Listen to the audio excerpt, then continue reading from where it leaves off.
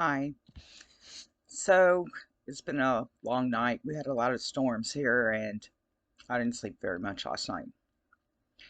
So I probably don't look very good. And also, I'm wearing my nightgown.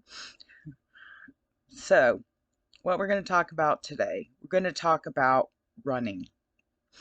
This is the way we move as victims through the world. So, after my betrayal in 1979, it took me years, a couple years to kind of center myself. And what I thought was being back to normal, but it was way off of normal. So in 1983, my mother calls me and says she's coming to Miami to get me. And see, I don't want to leave Miami. That's my home. I love Miami. I love Miami Beach, the Gables. And yeah, so I don't want to leave. But she's intent on making me leave. So she's coming to get me. So I think to myself, what can I do so that she can't? I'm grown, but still thinking, okay, that she can come and get me anytime she pleases because that's how she works. That's her MO. She's going to remove me from where I want to be. So I decide that if I get married,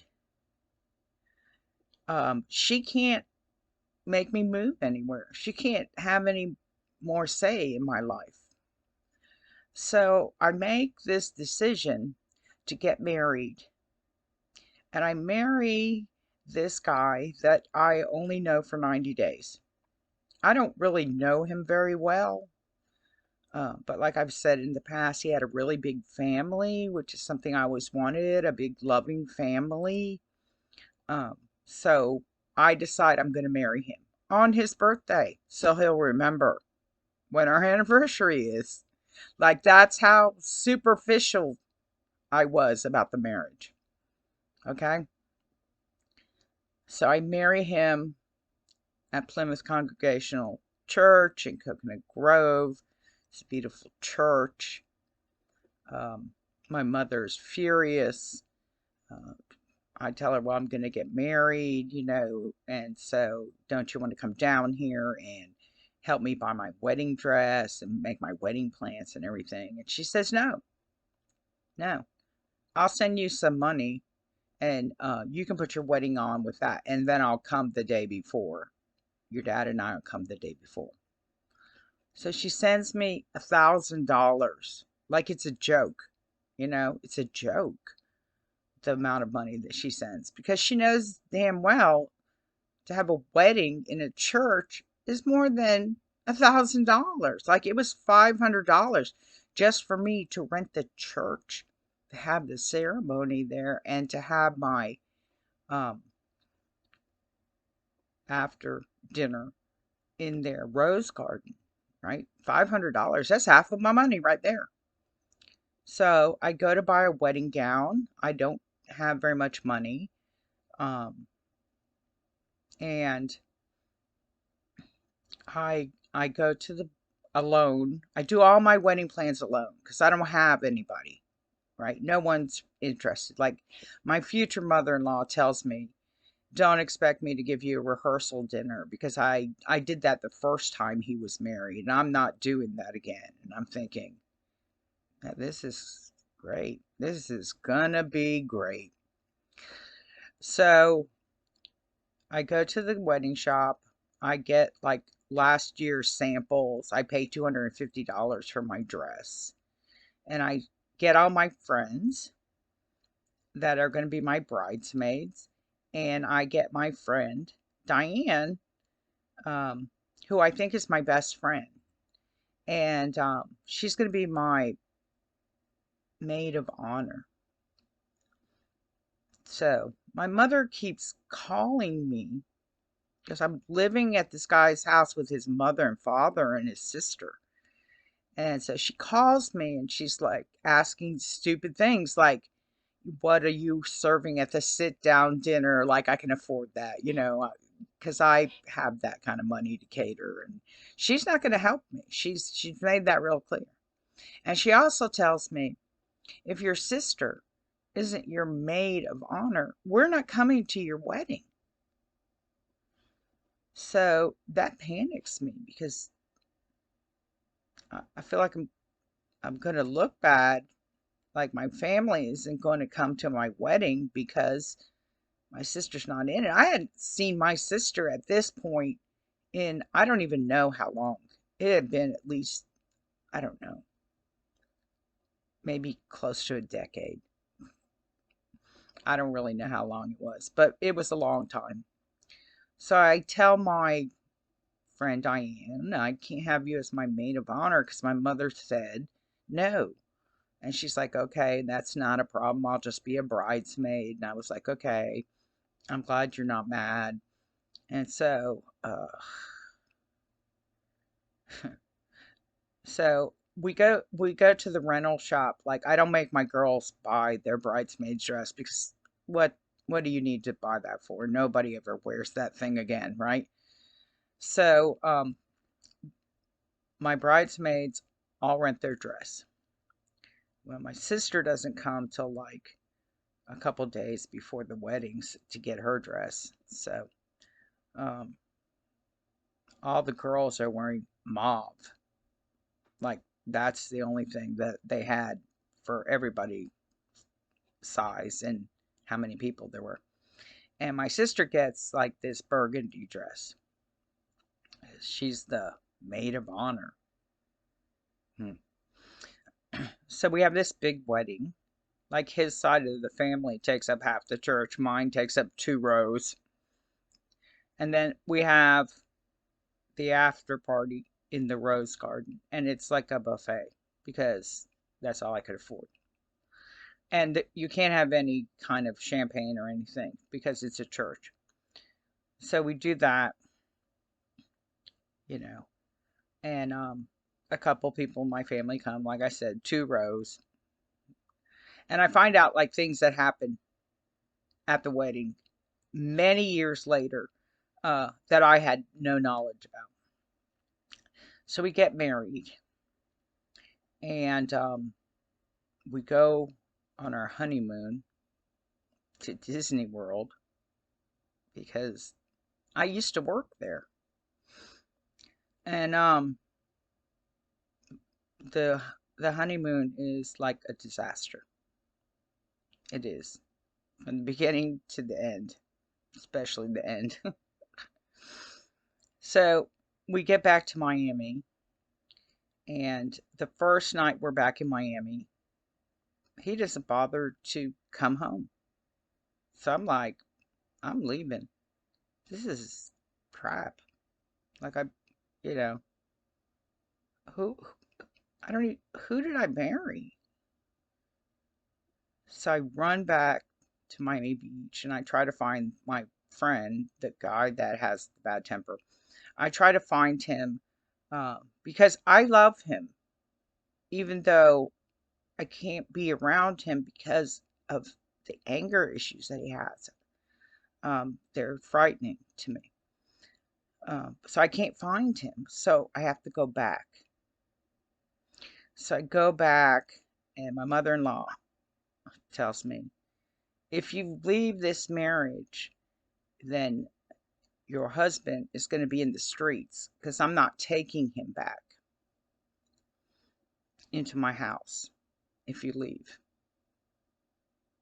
I'm like, okay. Um, so we lived there for a while, and it's awful. It is awful. Like, I have the mother-in-law from hell. Okay, it's awful. Um, I have left my job as a respiratory therapist, and I'm moving on to my backup job, vet tech. So I work at the all-night animal clinic, the emergency all-night animal clinic in Miami, and I work from like 10 o'clock at night till 8, I get home at like 8 o'clock in the morning. My mother-in-law, she works as the school at a school. I don't even know what school, but she works at a school in Dade County, and she's a teacher's assistant. And so she gets up and goes to the school early before I get home. And she gets off of work at like 3. She doesn't drive. She never drove. Like, she's passed away now. She never drove. My father-in-law and I get along well. So like when I get home from work, like we talk, and you know, we just laugh and we get along really well. And then I go to bed at like 10 a.m. So I'm trying to get some sleep, and my mother-in-law comes home around 3, and she rips the covers off my bed. And she says, "Get up, you're lazy. Why are you sleeping in the middle of the day?" Well, I work at night.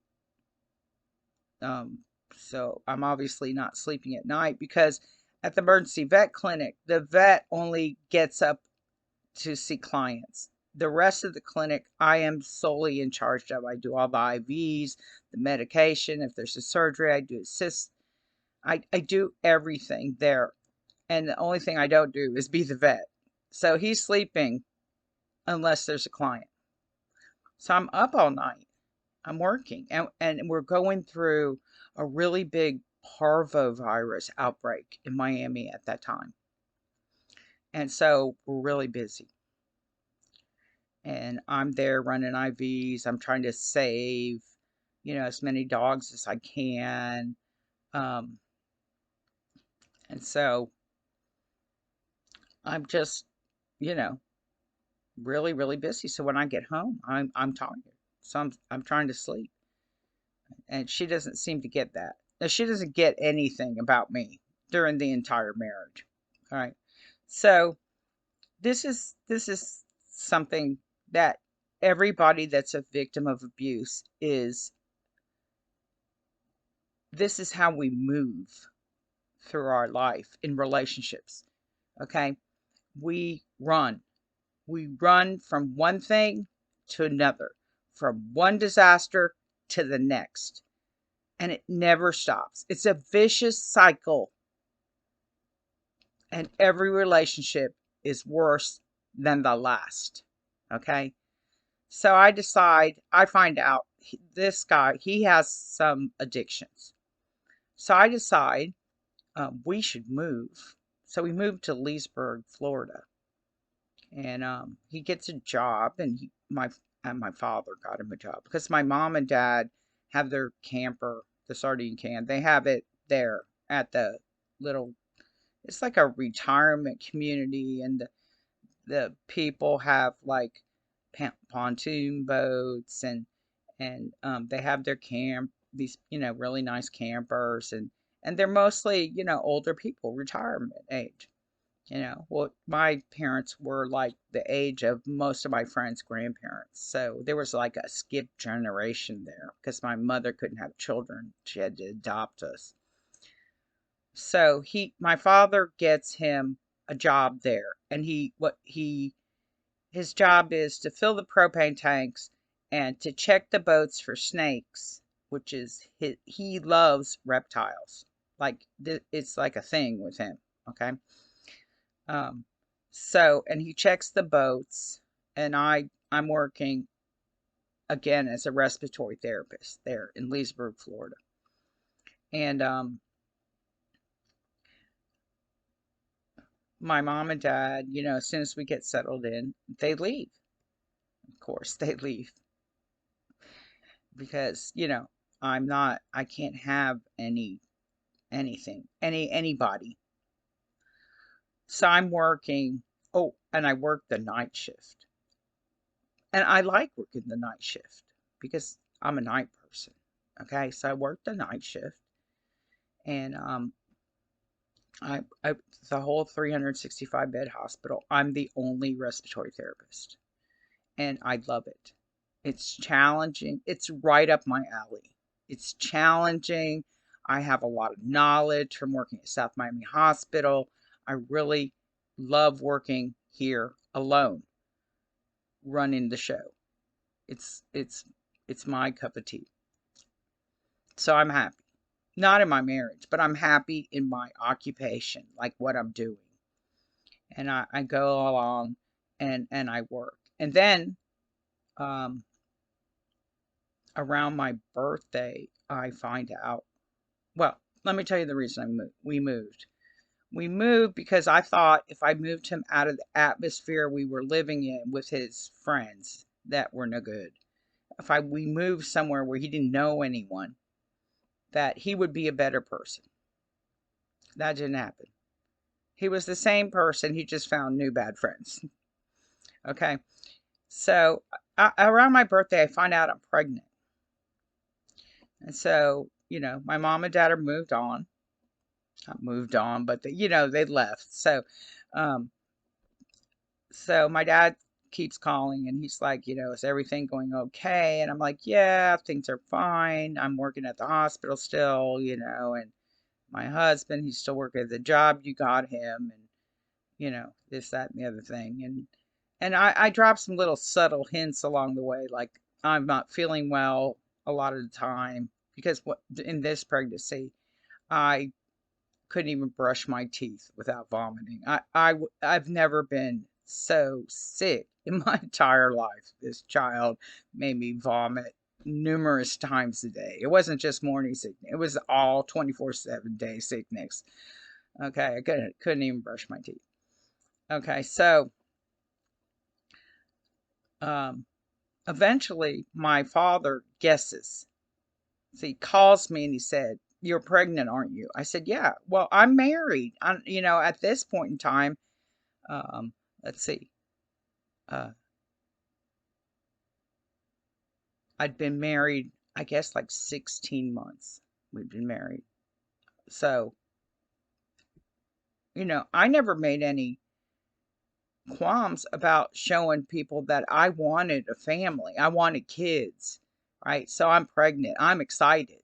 My husband's not. He was married previously and had a child, and he his ex-wife, she doesn't let him see that child. Okay, so he's not interested. He doesn't want any kids. That's what he says. Well, I do, and it's my body. So I'm going to have this child come hell or high water. And so my dad finds out. And then obviously he tells my mother. So she calls me and she says, "How dare you get pregnant and have a child? Um, you're not the kind of person that would be a good mother. Like, you're not mother material." Because she should know she was such a great mother. So she tells me, "You have no business having any kids." And she said, I don't want anything to do with you. Okay, fine. That's fine with me. Okay. So I have this Volkswagen Rabbit. And during my pregnancy, since we live at this retirement campground, it's big and it's really nice. I don't remember the name of it, but um, we're way away from like the main roads and stuff. So my Volkswagen Rabbit, the transmission goes out. So my dad's like, "Well, let me call around," because my dad's not going to abandon me. He's going to help me from afar. All right, let me call around. I'm going to get somebody to fix your car. And I'm thinking to myself, how am I going to get to work? Because my husband doesn't even have a driver's license. He was drinking and drugging before I ever met him and had hit 7 cars on the way and went across Alligator Alley, hit a phone pole. So his legs messed up, and he doesn't have his license. They took it away. And I find out because I tell him, you need to get your driver's license. I got to get away to work, okay? Because who's going to come out here in the middle of nowhere and get me? So I tell him, you have to get your driver's license. And then I find out that um, he can't read. So I literally every night have to, well, whenever I'm there and he's there, I have to read him the driver's license manual so he can get his license, pass the test, and I mean, he knows how to drive when he's sober, obviously. So I read him the driver's manual until he has enough knowledge to pass the test. So he passes the test, so he gets his license. Um, but we don't have a car now because the transmission goes out. So my father gets that fixed. And then a couple months later, the motor goes out. So I'm again, no transportation. So my father's like, don't worry about it.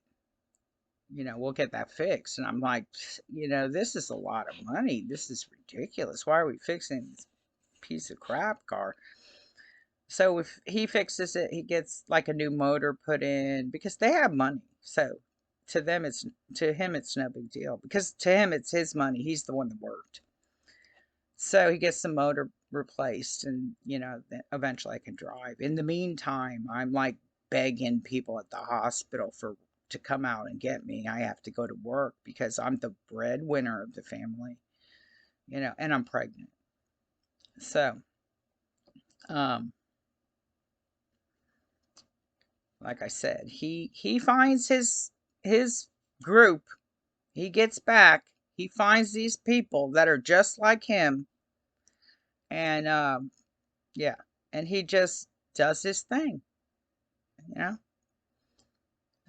So right before I'm ready to have the baby, which I don't know anything about having babies, and who am I going to ask? Because my mother couldn't conceive, so she's never had a child. So here's me. I'm thinking, oh, I'm going to have this natural childbirth. Like this is the worst mistake of my life.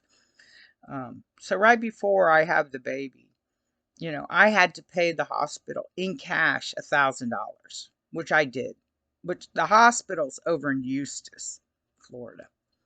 So, and we have to drive like an hour through orange groves. Like, there's nothing there, orange groves, to get to the hospital. And I have this unreliable car. So, that's where my obstetrician is. That's where the hospital is, everything. And I paid this huge amount of money to the hospital for my, down payment for when I come in and have my child. Well, right before my due date, my mom and dad come to town. So that lets my husband off the hook of having any responsibility for being there or whatever. Now, he's there like when I actually have the child, but I don't see him before that. I don't see him after that. Okay. Um, who do I have? I have my dad. So they sweep into town, and there's my mother, who, I'm not mother material to her. And all of a sudden, she's all gang ho because I'm about to have a baby.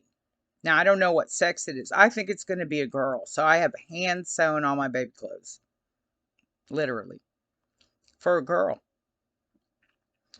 And after 3 days of labor, this child's born, and he has hair to his shoulder because, like, he had the umbilical cord wrapped around him. He started losing heartbeat. So they, like, rushed me. Back then, you didn't give birth and labor in the same room. So I get there and they get like, they move him around and they get like his head out and then they unwrap him. Well, when his head comes out and the doctor sees his hair to his shoulders, he said, oh, it's a girl. Well, when they unwrap the umbilical cord and he comes out the rest of the way, it's a boy.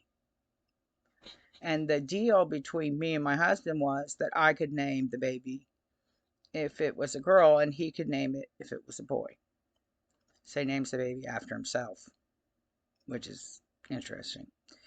So I give the baby its middle name because I'm thinking when he grows up, he's not going to want to have our last name because he's going to be somebody rich and successful. I've already decided that. So I have the baby, and my mother literally takes the baby over.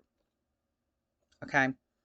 So I just had a baby, and you have a lot of bleeding afterwards. And so I tell my husband, I need you to go to the store. I need some pads. And he's like, I'm not buying that. So who buys that? My dad. My dad's like, just tell me what to buy, I'll get it. So he goes to the store, he gets it. And then I go back to work when the baby's a month old. And I'm like, no, I don't like this. So I tell my dad I want to move where you are. So they're living in Winston-Salem, North Carolina. So I tell them I want to move there. Um, so before we move, we take a trip back to Miami. My dad, my husband, and I, and the new baby. We go back. We go to see the in-laws. You know, and because when I had him, my mother-in-law says, um, I already have X amount of grandkids. I'm not interested in your child. And I'm like, okay. But my sister-in-law, who is Donna, she and her husband, Tony, which is my husband's brother, she comes to see the baby. They come to see the baby. They're the only people that come. So they come to see the baby. And then we go down there when after I leave my job. We go down there with my dad and see the in-laws, and then we leave and we move to Winston-Salem. Anyway, so I'm in this marriage and we have nothing in common whatsoever, nothing, and I'm miserable because I don't even have anybody to talk to. And my mother has completely taken over the baby, like that's her baby. Literally, that's how she thinks. This is her baby. Well, my dad, who always wanted to have a boy, is really excited, but in a nice way. Like he's excited. He's got a grandson, something to be proud of. Yay. Um, so yeah. So he's trying to help me, but he's trying to over help me. Okay. He's trying to like solve the problems in our marriage, which are not solvable. My dad cannot solve these problems. I don't care how much money you throw at it. This problem is not going to solve. Okay. So I go back to school and my mother says, you should be a real estate agent. And I'm like, that's the worst idea I've ever heard because I don't, I've already had my betrayal. I don't like people. I don't want to be around people. Like I'd rather be around animals. But anyway, I don't want to be around people. So I have like two friends. So then we moved to Winston-Salem and I'm renting a room from my mother. And I go back to school. I decide I want to be an accountant. So I go back to school. So I'm going to school full time. And then I get this accounting job, entry level accounting job. Um, and I do that. And I work that full time. And then on the weekend, I have two part time jobs. So I'm working all the time because I have to be able to pay bills because my husband is, yeah, he goes on later in our relationship when we're there in Winston-Salem to say that he doesn't think he should have to work because I went to college and I'm educated. So he can do whatever he wants. He can paint the barn red, but he meant that literally because we were buying a house and it had a barn in the back and 2.5 acre property and it had a riding ring and stuff. And I used that barn for my show dogs because I'm bound and determined to show dogs. So in Winston-Salem in the park, they have this little get together once a week where we all, you know, learn about showing dogs and how to stack your dogs and show your dog off to the best benefit and grooming and all these kind of things. And I meet people that have the same interests as me. Like I'm still friends with them today. So I started showing dogs. And of course, my mother is anti showing dogs. She always has been since the first, when I had my old English, which is what I wanted to show Sunshine, um, with my person who left me. So I'm getting into showing dogs, and my mom's like, "You don't show dogs. Dogs are for rich people. Showing dogs is for rich people." Well, back then it wasn't really that expensive. Like the entry fees weren't much, the hotel wasn't much, gas wasn't much. So I'm traveling around with these people, and I'm showing dogs. I'm showing collies. I have rough and smooth collies at this time, so I'm showing them. And I finished my first champion, and I'm really excited. And my life is going okay. Like I'm like a single person operating in a marriage because my husband is doing his own thing. Um, I really much don't know what he's doing and much don't care either. Um, so my mom has the baby, who by then is a toddler, and we start buying the house. And so my mom and dad, they move. Of course, they leave. They move to Hickory. And in the summers, they're in Boone, North Carolina. Um, so they're gone, right? And so I'm like, okay. So, I have my son in like daycare and little educational programs and stuff like that. And he doesn't like it. And he decides, we're driving down the road one day and he goes, I want to go to school there. And he points at this church, and they have a program for, little kids. By then he's like 3. And so, I inquire, you know, and I put him in the program. And that's where he graduates from pre-K when he's little. So, my husband, who decides he doesn't work anymore, we lose our house. Okay, because I have very bad migraines, and sometimes I can't work. I definitely can't work when I have a migraine. Um, so we lose our house. And when we lost that house, I was like, this marriage is over. I'm done. Why am I working so hard to keep something alive that never was alive to begin with? So we have to go and get a rental house. We have the rental house, and I'm working my ass off. I'm working.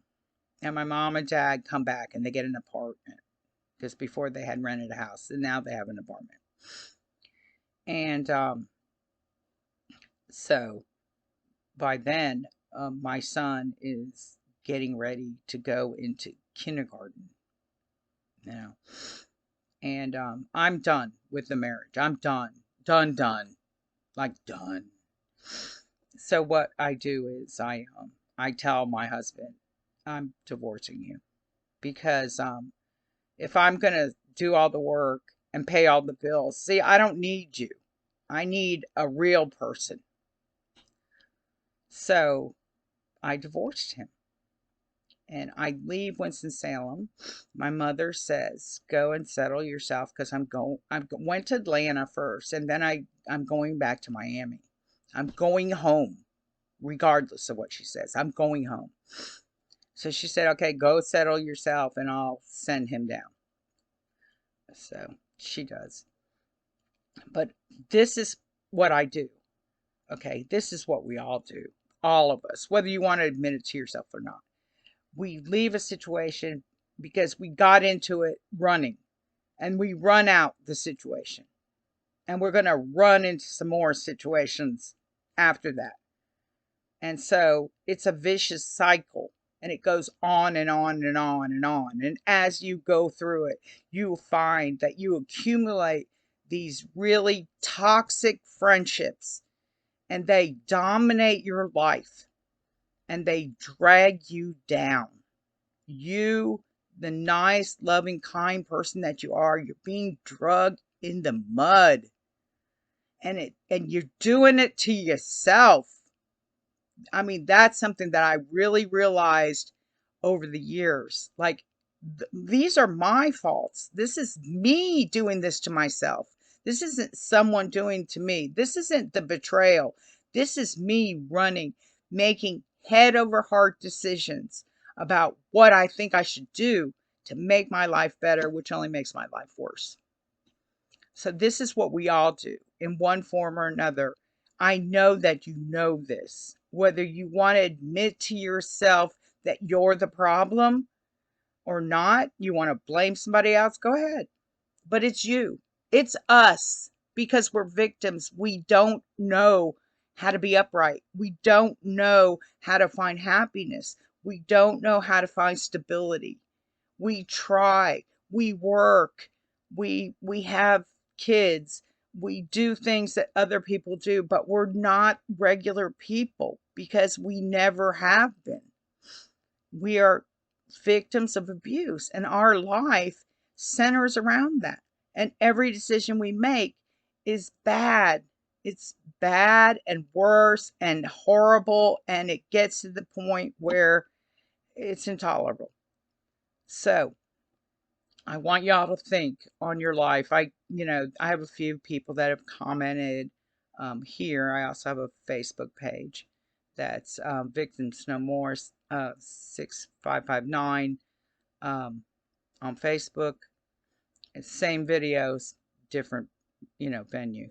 But anyways, so think about your life, and if you feel like you want to comment, do. I have had a couple people comment. But yes, know in your heart, know to your soul that what you're doing is the wrong thing. Because decades, I'm telling you, decades of my life I wasted running, running,